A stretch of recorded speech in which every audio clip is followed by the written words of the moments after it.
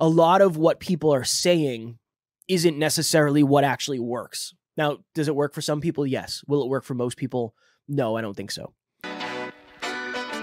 Podcast Growth Nation, welcome back to another very special, as always, episode of Podcast Growth University, where we talk all things podcasting all the time. I hope you enjoyed the latest episode number 29. Not all listeners are listeners.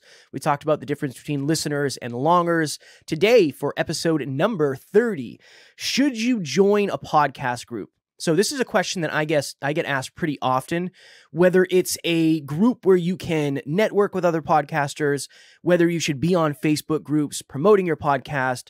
There's a lot of opportunities in groups for like affiliate marketing and affiliate collaboration and stuff like that. So I had a client recently who I did a free call with. And again, my free calls are not sales calls. It's just let me figure out what you're doing and let me give you advice based on what I know, and you can take what you want and you can leave the rest. And I said, what are you doing to promote your podcast? And he said, well, I'm in this Facebook group, and it's also an opportunity to make money because with the Facebook group, the people who run it, they allow you to sell their products. And right off the bat, I'm thinking, okay, this is some sort of potential scam. I said, okay, how much are you paying for this? And what are you actually getting? And he told me how much he was paying, and it was close to $1,000 a month. And he wasn't getting anything. There wasn't like a coaching aspect. There wasn't a content aspect. He was getting the permission to sell their products, which again, usually serves nobody but the person who is making the money at the very top of that. So I said to this person, I said, why did you join that in the first place? Why did you join this group? And he said, well, one of the reasons I joined the group is because I wanted to connect with other podcasters. Okay, I understand that. I wanted to potentially get more listeners. Okay, I understand that. And I wanted to potentially make more money. Okay, I understand that. Here's the interesting thing about joining a Facebook group, just a podcast group in general, but a Facebook group. You have to understand that most of the people in the Facebook group are also podcasters, and they're not in the group so they can listen to more podcasts. They're in the group so they can get more people to listen to theirs. So there's a lot of this, I think, confusion around, I am going to go spend time with other podcasters and maybe I'll get listeners that way. That most likely, I'm not going to say it won't happen. It can happen, but it's almost like, it's almost like if you're going to a market where a bunch of other people are selling fruit and you think those people are going to buy your fruit. You're all selling the same thing. You're not necessarily there to buy something. You're there to sell something. And I think that's what a lot of people are missing out about the Facebook group. So, and again, any podcast group. When I say podcast group, more often than not, it's a Facebook group. But I had somebody reach out to me recently and say, hey, do you suggest I should join a Facebook group and I should promote my podcast? And I said, you can. I just don't think it's a valid use of your time because everybody is doing it. Say there's one day a week where everybody gets to promote their podcast. What are the odds that people are going to go listen to yours when they're in there to promote theirs? It's one of those interesting things where the intention determines the behavior. So the intention is I'm going to promote my podcast. The behavior is I'm going to post my podcast in this group and I'm going to get out of here. And I think a lot of us, we assume other podcasters are going to listen to our show when in reality, they're just not. Sometimes they will, but more often than not, it's not going to happen. Even going back to the previous episode, the difference between listeners and longers. Listeners are people that don't necessarily even have a podcast, right? Your listeners might not be people who have podcasts. Your longers, the people who want to create the result you've created, maybe they'll listen to you, but they might just join the community so they can kind of see what you're doing. Now, I've been a part of podcast masterminds before. And I think podcast masterminds can be very beneficial. And the reason behind that is if you're somebody who's looking to have guests on, you can collaborate with guests. You could potentially get on those people's shows as well. You might learn stuff like, hey, what's working for you? What's not working for you? Can you give me feedback on my artwork? Can you give me feedback on my intro, on my outro, on my branding, on the YouTube channel, on the content, on the titles, whatever? That's a really good opportunity.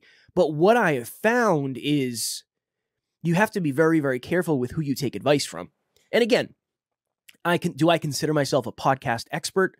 I don't know. Sometimes I struggle using the word expert because I don't really know exactly what that means. But I've been in a lot of groups where people people often want to take the shortest route to the most success, which doesn't really exist. So for a while, we were connecting with people who are also podcasters, and they would say, "Oh, have you ever tried, this Facebook group? Have you ever tried Clubhouse? Have you ever tried this? Have you ever tried this?" And while those are potentially valuable ideas, oftentimes I found that people that we would connect with would take us more off the rails than keep us on the rails. And again, we're doing a very unique thing with our business, and maybe you are too. So it's very important to understand that you being around podcasters is really, really good and really, really valuable. Hey, I wanted to give my experience working with Kevin and the rest of the Next Level University team. It has been such a seamless relationship. He is so easy to work with, Kevin, and he gives you all the information you need, but doesn't overwhelm you. He's also meets you where you're at. So, if whatever you want to do, he'll make it work. And it's just, there's no stress, there's no drama. And everybody else that I've worked with has been patient with me because I am not technologically savvy. So they've been helpful and patient and just encouraging. And it's just been a fantastic experience. I highly, highly recommend working with them. This is the hard thing to understand, though. The only advice somebody can really give you is the advice that worked for them. I mean, they can give you advice and say, this didn't work for me. But if you come to me, I'm going to give you the advice that has worked for us. If you go to somebody who got really big on LinkedIn and then they promoted their podcast on LinkedIn and they got listeners that way, that's what they're going to tell you to do. It's very important to understand that when you're part of any group, the advice you're getting is usually personal, based on somebody's experience. That's why I like the fact that it's taken us a long time to find quote unquote success, because I've just figured out many things that don't work, which is very beneficial.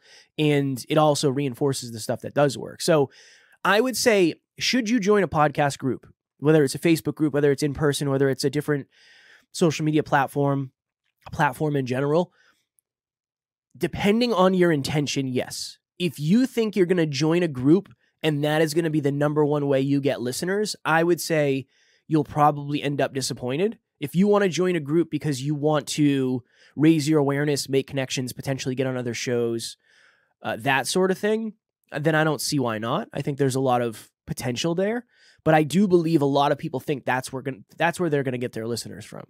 And I think that's probably a long-term loss, because you're going to spend a lot of time. And here's the other thing. Maybe you won't spend a lot of time. Maybe you'll throw up one post a week and you'll say, look, I'm just going to throw it out there and see what happens. Sure. But my goal with this podcast is really to help you realign your expectations and help you understand that a lot of what people are saying isn't necessarily what actually works. Now, does it work for some people? Yes. Will it work for most people? No, I don't think so. So that is what I wanted to jam on today. A quick episode. Next week, when this episode drops, I will be at PodFest in Florida. I'm actually speaking on one of the panels, which is awesome. If you're down there, let me know. Maybe we can meet up and chat some podcasting. I'm super excited. I think I've gone to maybe one podcast event before. So 2023 is going to be a big year of travel and going to other events because I'm really leaning into this. So I'm very excited for that. All right. So next week, I don't know what I'm doing yet because I don't have the list up. What I'm going to do is I'm going to do an episode on the 3 questions I get asked the most often. The 3 questions, because I think that all of us have very similar questions. And again, you can Google questions. You can ask other people. But again, I want to be real and I want to keep it authentic and I want to keep it aligned. And for a lot of people, I think that they get their answers kind of like reaffirmed. So it's like, can I make $100,000 the first year? It's like, yeah, you could, but statistically, the odds of that happening are so low that if I told you you should do it or you should try, you might end up disheartened. So that's what next episode is going to be. Episode number 31 will be the 3 questions I get asked most often. And again, at this point, we produce 27 shows. So we're doing recurring 27 shows a month. And then I coach many of those people. So I'm getting asked a lot of different questions. So I want to go into that next week. As always, if you are interested in a free call, just click the link in the show notes, not a sales call. I am going to do my best to raise your awareness to what is possible for you with podcasting, what is realistic, what is a stretch, what is probable, what might be out of the realm of possibility. So that's my goal in a nutshell. I want to raise your awareness. I want to add value to you, your life, and your podcast. Thank you. As always, I appreciate you all. Make sure you tune in next week for episode number 31, the 3 questions I get asked most often. And as always, keep on podcasting, keep on crushing it, and I will talk to you all next week.